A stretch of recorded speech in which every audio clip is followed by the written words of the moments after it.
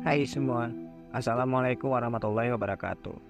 Selamat datang kembali di channel Yeti RMD, channel yang akan menceritakan kisah novel. Apa kabar semuanya? Semoga kalian dalam keadaan sehat selalu ya, amin. Bantu support channel ini ya teman-teman, agar lebih berkembang. Terima kasih dan semoga terhibur. Suami dikilku ternyata pengusaha. Bab 15.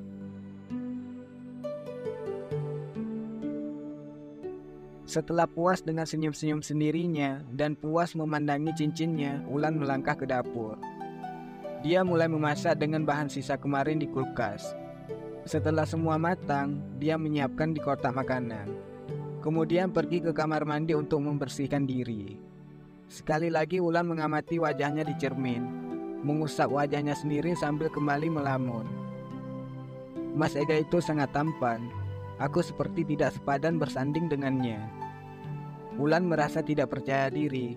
Dia juga takut membuat Ega kecewa kalau nanti dia berpenampilan kampungan. Wulan kembali melamun. Aku harus melakukan sesuatu demi Mas Ega. Wulan berjalan ke lemari penuh semangat. Membuka lemari itu dan memilih-milih baju.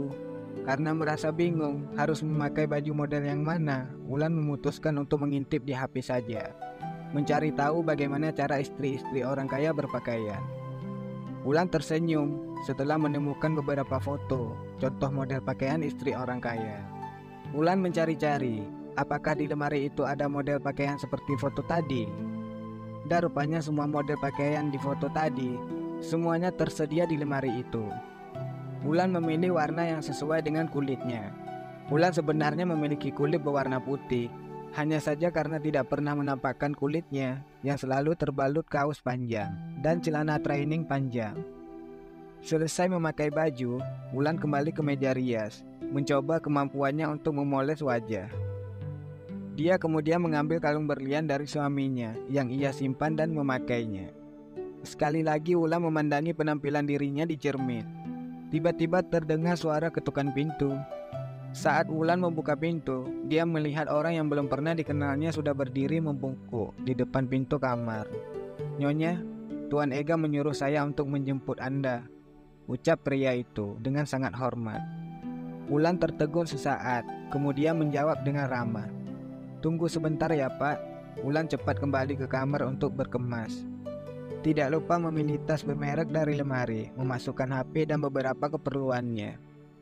"Ayo Pak," ucap Wulan, tak lupa menenteng kotak makanannya. Pria itu berjalan mendahului dengan sangat sigap, menekan pintu lift dan mempersilahkan Wulan untuk masuk. Pria itu juga ikut masuk, namun sangat menjaga jarak dengan wajah yang terus menunduk. Wulan sempat heran melihat pria itu, kenapa tidak mau melihat wajahnya sama sekali.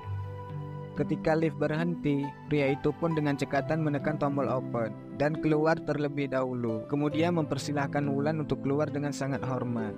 Wulan sampai kiku dibuatnya. Orang ini seperti menganggapnya nyonya besar saja. Sampai di mobil, pria itu pun lagi-lagi membuka pintu mobil untuk Wulan dan mempersilahkan Wulan untuk masuk. Setelah memastikan Wulan duduk dengan baik, pria itu melajukan mobilnya dengan kecepatan sedang.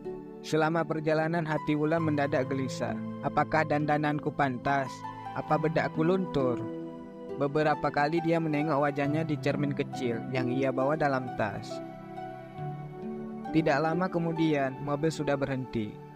Pria si sopir itu segera turun dan membukakan pintu untuk Wulan, sebelum dia sempat membukanya sendiri. Di ujung sana ada seorang pria lain yang berlari kecil menyambut kedatangan mereka. Pria itu, Wulan pernah melihatnya. Kalau tidak salah, dia yang malam-malam menjemput dirinya dan Ega saat motornya mogok di tengah jalan ketika hendak ke apartemen saat itu. Orang yang disebut Ega sebagai sopir bosnya. "Nyonya Brahmana, selamat datang," ucap pria itu. Wulan cukup terkejut saat pria itu menyebut namanya dengan panggilan itu. Apa orang ini salah sangka? "Nama saya Wulan Pak, bukan Brahmana. Aku mau mengantar makanan untuk suamiku.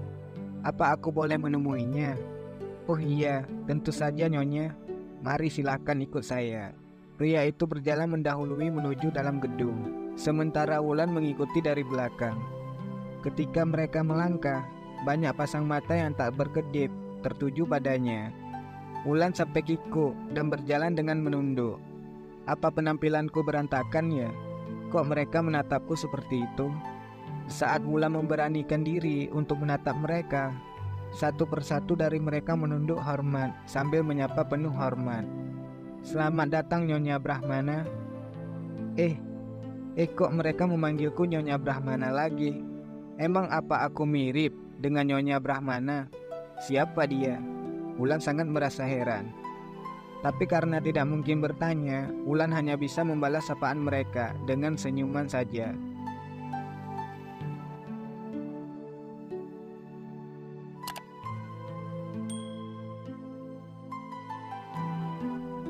Nyonya Brahmana ternyata sangat ramah. Iya, begitu anggun dan lembut. Bisik-bisik mereka terdengar oleh Wulan.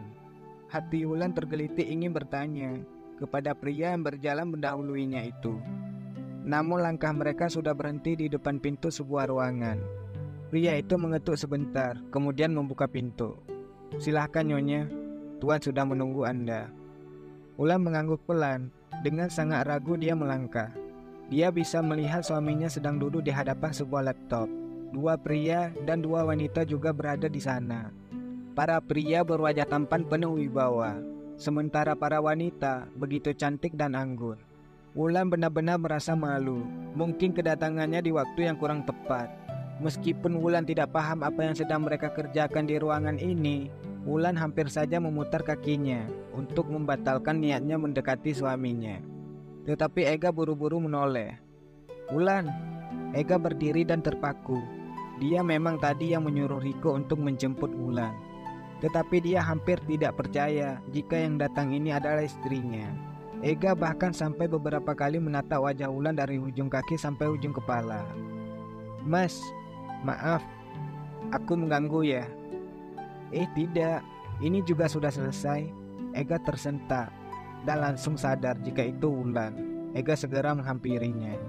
Ega memeluk Wulan, membuat Wulan tersentak mundur dengan wajah memerah menahan malu. Mas Ega, kenapa memelukku sembarangan di depan orang? Ayo. Ega menggenggam tangan Wulan dan membawanya melangkah. Oh iya, perkenalkan, dia istriku. Ega berbicara pada para tamunya. Wah, jadi ini Nyonya Brahmana. Ya Tuhan, cantik sekali. Seorang wanita langsung memberi pendapat. Ega hanya mengangguk sambil tersenyum bangga. Tuan, kapan menikah? Kenapa kami tidak menerima undangan? Satu pria bertanya. Oh iya, maaf, kami menikah tanpa pesta. Tapi mungkin sebentar lagi aku akan mengadakan pesta untuk merayakan pernikahan kami. Kalian pasti akan aku undang, jawab Ega. Kami pasti akan merasa terhormat mendapatkan undangan dari Anda. Kami akan menunggu. Baiklah Tuan, karena rapat sudah selesai, bolehkah kami pergi? Mungkin Tuan ingin bersenang-senang dengan Nyonya Brahmana. Kami hanya akan menjadi pengganggu. Yang lain tertawa kecil mendengar temannya berbicara. Oh iya, tentu saja, silahkan. Terima kasih sudah datang kemari, jawab Ega. Kami yang berterima kasih atas kerjasama ini, sahut pria itu. Kami permisi Tuan, Nyonya Brahmana, mari. Mereka berpamitan dan keluar satu persatu dari ruangan Ega. Dan lagi-lagi menyebut Nyonya Brahmana, membuat Wulan semakin keheranan. Wulan? Ega belum juga menyuruh istrinya duduk, malah kembali menatap Wulan. Kamu cantik sekali, kembali memeluk Wulan. Mas, Wulan mendorong pelan tubuh Ega. Nyonya Brahmana itu siapa sih mas? Karena dari tadi sudah penasaran, Wulan langsung bertanya. Ega melongo. Jadi kamu tidak tahu Brahmana itu siapa?